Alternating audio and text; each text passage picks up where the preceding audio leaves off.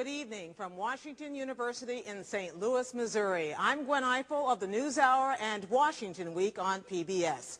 Welcome to the first and the only 2008 vice presidential debate between the Republican nominee, Governor Sarah Palin of Alaska, and the Democratic nominee, Joe Biden of Delaware.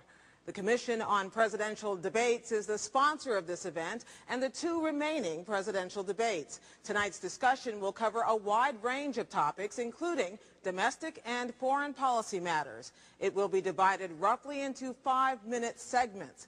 Each candidate will have 90 seconds to respond to a direct question and then an additional 2 minutes for rebuttal and follow-up.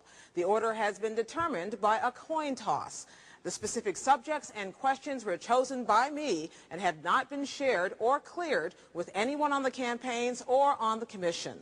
The audience here in the hall has promised to remain very polite. No cheers, applause, no untoward outbursts, except right at this minute now as we welcome Governor Palin and Senator Biden.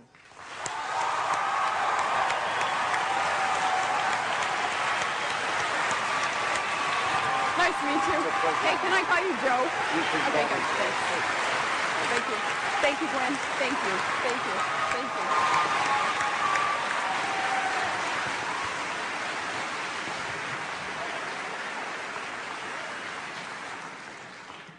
Welcome to you both. As we had determined by a coin toss, the first question will go to Senator Biden with a 90-second follow-up from Governor Palin. The House of Representatives this week passed a bill, a big bailout bill, or didn't pass it, I should say. The Senate decided to pass it, and the House is wrestling with it still tonight.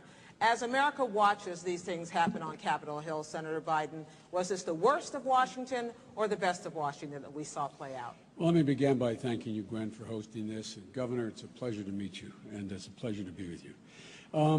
I think it's neither the best or worst of Washington, but it's evidence of the fact that the economic policies of the last 8 years have been the worst economic policies we've ever had. As a consequence, you're seeing what's happened on Wall Street. If you needed any more proof positive of how bad the economic theories have been, this excess of deregulation, the failure to oversee what was going on, letting Wall Street run wild, I don't think you needed any more evidence than what you've seen now. So the Congress has been put, Democrats and Republicans have been put in a very difficult spot. But Barack Obama laid out 4 basic criteria for any kind of rescue plan here. He first of all said there has to be oversight. We're not going to write any check to anybody unless there's oversight for the Secretary of Treasury. He secondly said you have to focus on homeowners and folks on Main Street. Thirdly, he said that if you have to treat the taxpayers like investors in this case. And lastly, what you have to do is make sure the CEOs don't benefit from this, because this could end up in the long run people making money off of this rescue plan. And so a consequence of that, it brings us back to maybe the fundamental disagreement between Governor Palin and me and Senator McCain and Barack Obama. And that is that we're going to fundamentally change the focus of the economic policy.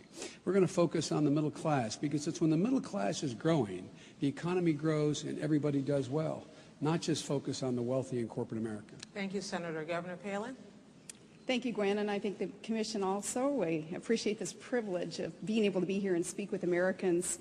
You know, I think a good barometer here as we try to figure out, has this been a good time or a bad time in America's economy, is go to a kid's soccer game on Saturday and turn to any parent there on the sideline and ask them, how are you feeling about the economy? And I'll bet you're going to hear some fear in that parent's voice. Fear regarding the few investments that some of us have in the stock market. Did we just take a major hit with those investments?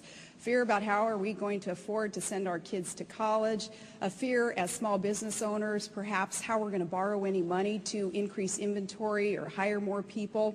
The barometer there, I think, is going to be resounding, that our economy is hurting and the federal government has not provided the sound oversight that we need and that we deserve, and we need reform